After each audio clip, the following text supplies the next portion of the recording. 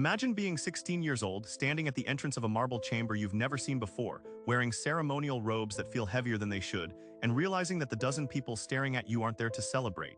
They're there to watch, to document, to testify. You were told this was an honor. You were told this would secure your family's future. But nobody told you about the bronze instruments waiting on the table. Nobody explained why the priestess keeps glancing at the hourglass. And nobody mentioned that what happens in the next few hours will be recorded in official documents, sealed with wax and stored in the state archives where magistrates can reference it for decades. This isn't about your wedding night. That comes later if you survive this. This is about something Rome considered far more important than love, more sacred than consent, more vital than your dignity. This is about verification of bloodline, confirmation of purity, and documentation of your body's readiness to serve the state. This isn't a horror story. This is history. A history so disturbing that Roman writers themselves spoke of it only in whispers, and later generations worked desperately to erase every trace. By the time you leave this chamber, you'll understand why some truths were buried deeper than Pompeii. And you'll understand why, 2,000 years later, we're still afraid to speak them aloud. The year was 73 CE during the reign of Vespasian, when Rome's power stretched from Britannia to Syria, and 16-year-old Cornelia Maxima learned that imperial marriage involved rituals the public never witnessed. She had been chosen not for love but for genetic suitability. Her family's bloodline had been traced back 7 generations. Her health had been assessed by 3 separate physicians. Her education, her bearing, her facial symmetry, all had been evaluated and approved by officials whose job was to ensure that senatorial families produced optimal offspring. This wasn't romance. This was state-sponsored eugenics, Roman style, and the rituals that accompanied it were designed with one purpose: to remove all uncertainty from the biological transaction about to occur. Before we descend further into this forgotten darkness, if you're drawn to the histories they tried to erase, subscribe to this channel and leave a comment telling me which ancient secret disturbs you most. Now let's continue. 3 days before her official wedding ceremony, Cornelia was summoned to the Temple of Vesta, but not to the public areas where tourists and worshippers gathered. She was led through a side entrance, down stone steps worn smooth by centuries of footsteps, into chambers that existed in no official record. The air smelled of incense and something medicinal, something sharp that made her eyes water. Waiting for her were the matroni probati, the verified matrons, women whose own fertility and moral standing had been legally certified. Their role was ancient, predating the Republic itself, rooted in Rome's obsession with legitimacy. They would examine Cornelia, they would document her, and their testimony would become legal evidence that could be referenced in inheritance disputes, divorce proceedings, or succession controversies for the rest of her life. The head matron, a woman named Valeria Secunda, gestured toward a marble table draped with white linen. Her voice carried no warmth, no reassurance, only procedural efficiency. Remove your clothing. Lie as instructed. Remain still. Any resistance will be noted in the official record and may invalidate the proceedings. Cornelia's hands trembled as she obeyed. She had been warned by her mother that this moment would come, but the warning had been vague, wrapped in euphemisms and nervous silences. Now standing naked before strangers in a windowless chamber lit by oil lamps, she understood why her mother had cried. This wasn't a medical examination. This was an inventory, a catalog of her body's assets, documented with the same precision Romans applied to surveying conquered territory. The examination that followed was invasive beyond anything modern sensibilities can easily process. The matrons worked methodically, calling out observations to a scribe who recorded everything on wax tablets. They measured, they palpated, they inspected every inch of her body for marks, blemishes, or irregularities that might indicate disease, prior injury, or worse, evidence of previous sexual contact. Roman law was explicit. A bride entering a senatorial marriage had to be demonstrably virgin, not assumed virgin, not probably virgin, demonstrably, provably, legally documented as virgin. The matrons used instruments for this verification, bronze spatula and probes that survive in archaeological collections today, often mislabeled as general medical tools. But their design tells a different story. These instruments were shaped specifically for examining female anatomy, for providing visual confirmation of intact hymens, for documenting the internal structure of reproductive organs. Modern historians uncomfortable with these artifacts often describe them vaguely as gynecological instruments for general health assessment. But Roman medical texts, particularly those of Soranus of Ephesus, are disturbingly specific about their use in premarital examinations. The procedure was painful. Cornelia bit down on a leather strap to keep from screaming. The matrons showed no sympathy. Pain was irrelevant. Accuracy was everything. When they finished, Valeria Secunda dictated the final assessment to the scribe. The subject is confirmed intact, structurally sound, and suitable for procreative duty, all findings consistent with claimed virgin status. Examination witnessed and affirmed. The wax tablets were sealed. Cornelia was permitted to dress, and just like that, her body had become a legal document. But the rituals were far from over. What Cornelia had just endured was merely the verification phase. The preparation phase would be worse. Roman elite families, particularly those connected to the imperial household, followed protocols that blurred the line between medical procedure and systematic conditioning. The goal was to ensure that when the actual wedding night arrived, the bride would perform her duties efficiently, without resistance, without hysteria, without any behavior that might embarrass the family or create legal complications. To achieve this, Rome developed what we might call anticipatory conditioning, though they had no such clinical term for it. They simply called it preparation, and it involved rituals that modern readers will find deeply disturbing. Over the next 3 days, Cornelia returned to the underground chambers each morning. Each session involved different procedures, each designed to accustom her body to what Roman marriage would demand. She was given detailed anatomical instruction using wax models and illustrated scrolls, not for her education but to eliminate surprise. Surprise led to resistance. Resistance led to incomplete consummation. Incomplete consummation led to legal disputes. Therefore, surprise had to be engineered out of the process entirely. The matrons explained in clinical detail exactly what would happen on her wedding night, exactly what positions would be required, exactly what her husband would do, and exactly what responses were expected from her. They used terminology that was medical, not romantic. This wasn't about pleasure or connection. This was about biological function, about the mechanics of conception, about fulfilling a contract. But the preparation went further than verbal instruction. Roman medical writers, particularly Celsus and later Galen, reference preparatory procedures for brides that involved physical conditioning. The language they use is carefully euphemistic, but the meaning becomes clear when you read between the lines. Brides were subjected to graduated dilation procedures, using smooth stone or ivory implements of increasing size to ensure that consummation would proceed without physical obstruction. The stated purpose was medical, to prevent tearing or injury. The actual effect was psychological, a systematic desensitization that transformed the wedding night from an unknown terror into a familiar procedure. Modern scholars debate how widespread these practices were. Some argue they were limited to imperial families or the highest aristocracy.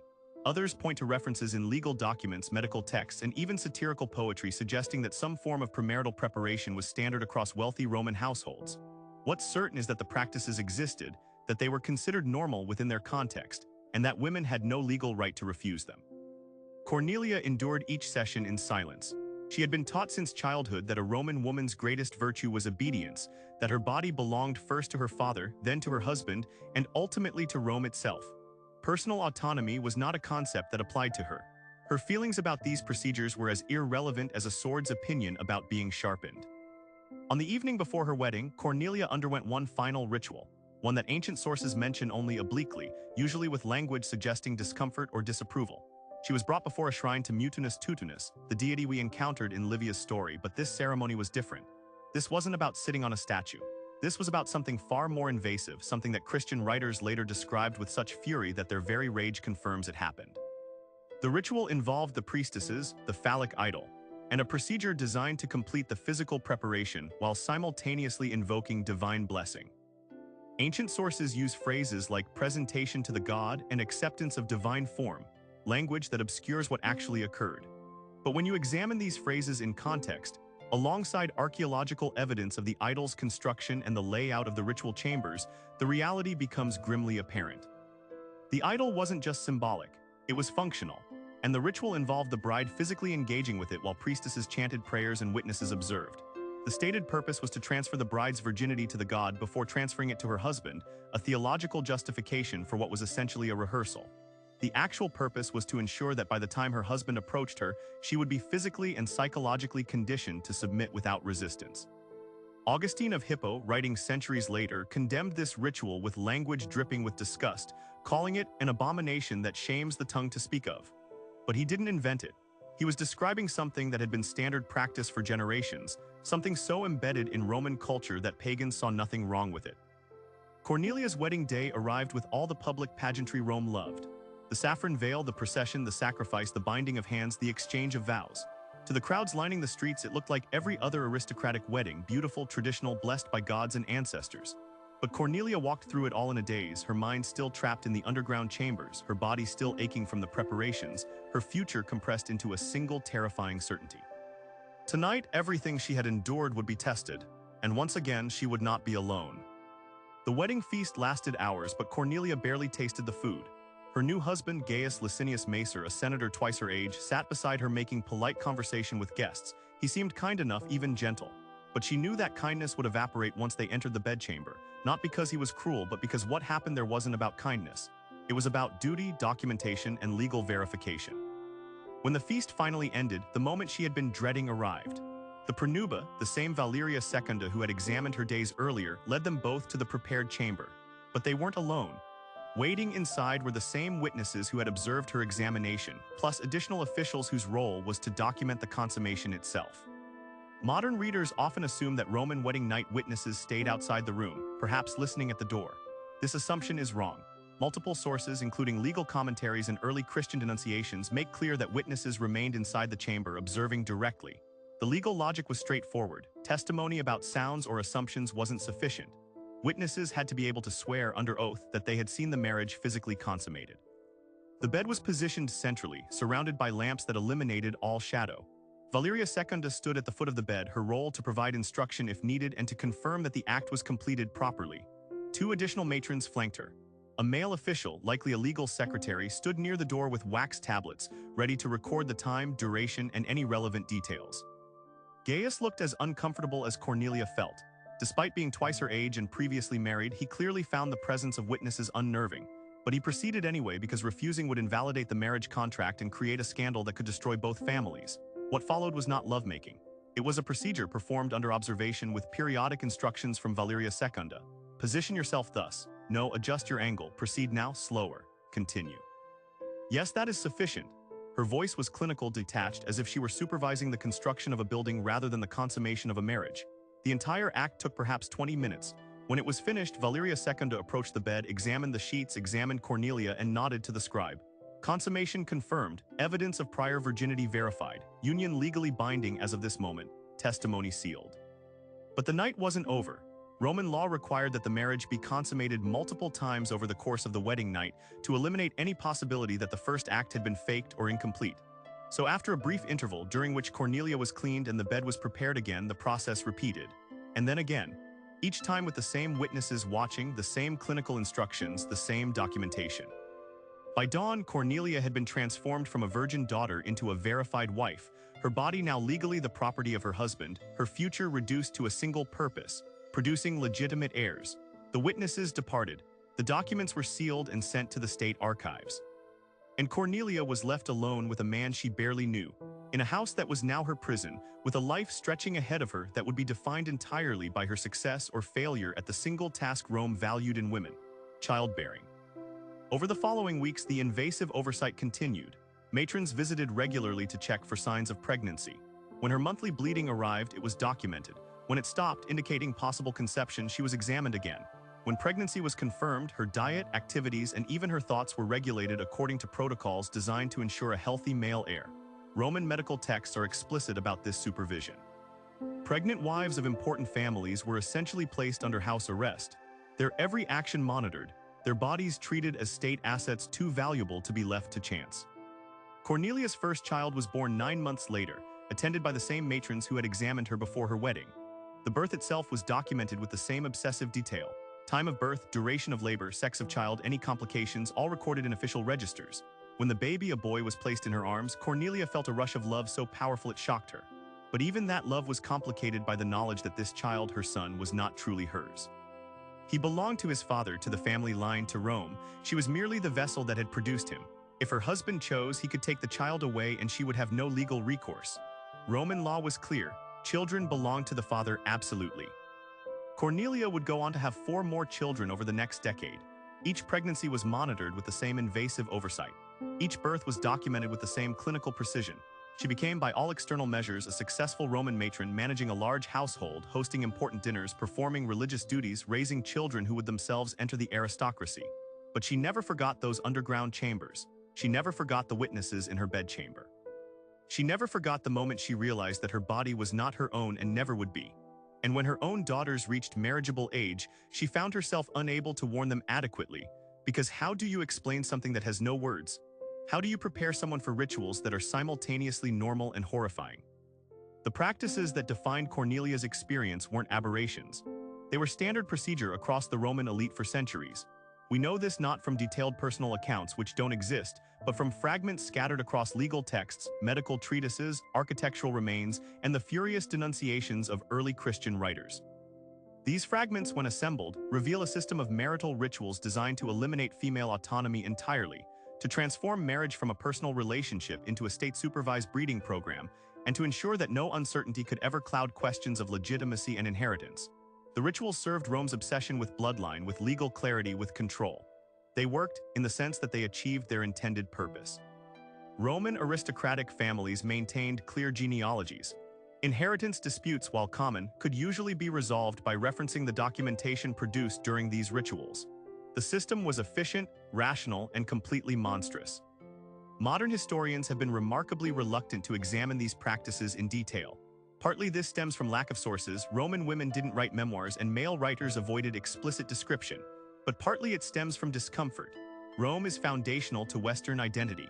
We inherit Roman law, Roman government structures, Roman architectural principles, Roman literature.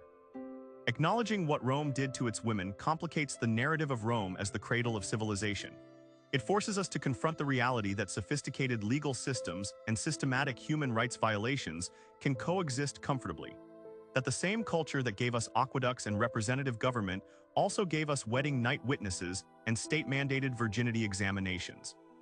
The end of these practices came gradually, driven by Christianity's spread through the empire. Christian theology introduced concepts that were revolutionary in the Roman context, that women had souls equal to men, that marriage was a sacrament rather than a legal contract, that modesty and privacy were virtues, that a woman's body was her own before God. These ideas didn't take hold immediately. They faced fierce resistance from pagan aristocrats who saw them as threats to social order.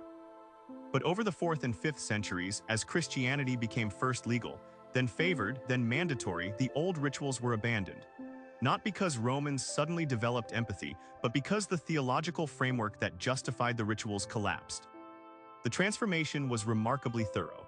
Within a few generations, the practices that had defined Roman marriage for centuries were forgotten. Temples were converted to churches. Ritual objects were destroyed or buried. Medical texts describing the procedures were lost or deliberately suppressed. The matrons who had performed examinations died without passing on their knowledge. By the time of Justinian's legal reforms in the 6th century, the very concept of witnessed consummation had become unthinkable, a relic of pagan barbarism that the new Christian Rome rejected utterly. But the forgetting wasn't complete.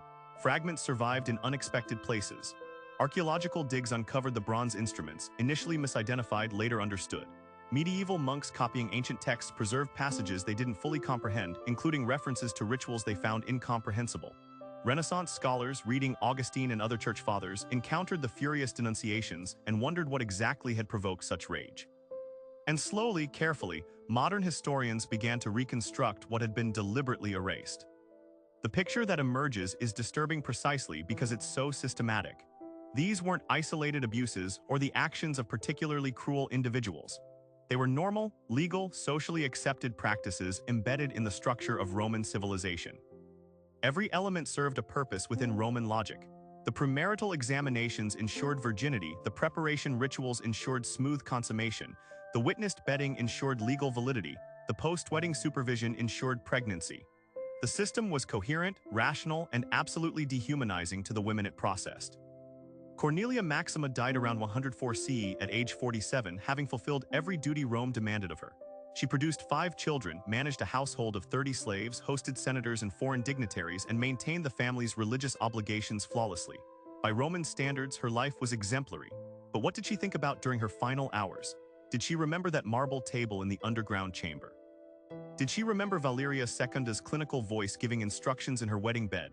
Did she wonder if her daughter's experiences had been any gentler, or did she know they hadn't been? We cannot answer these questions.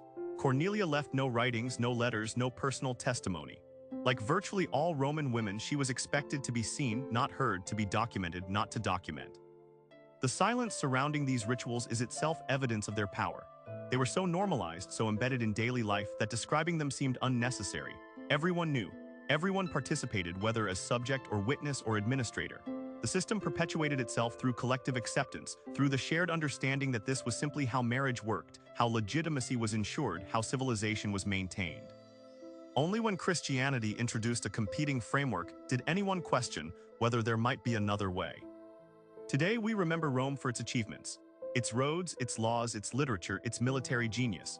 We study Latin, admire the Colosseum, and trace our democratic institutions back to Roman models. But we rarely discuss what Rome demanded of its women, how the civilization we admire was built partly on the systematic control and documentation of female bodies, how the legal clarity Romans prized required rituals we now recognize as traumatic. This forgetting is not accidental. It's easier to admire Rome when we ignore these aspects, easier to claim Roman heritage when we don't acknowledge Roman brutality. But the women were real, Cornelia was real, the underground chambers were real. The bronze instruments exist in museums, the legal texts survive in libraries, the archaeological evidence sits in storage, the Christian denunciations fill volumes. The fragments are there, waiting for anyone willing to assemble them, willing to look directly at what Rome was, not what we wish it had been. These rituals are gone now, buried under 2 millennia of cultural change. But their legacy persists in subtle ways, in assumptions about marriage, about female purity, about the importance of virginity, about who controls women's bodies and why. We like to think we've moved beyond Rome, that our civilization is more enlightened, more humane. Perhaps we have. But perhaps we should remember what was done in those marble chambers, what was considered normal and necessary and right before we become too confident in our progress. Like and subscribe for more. Thanks for watching.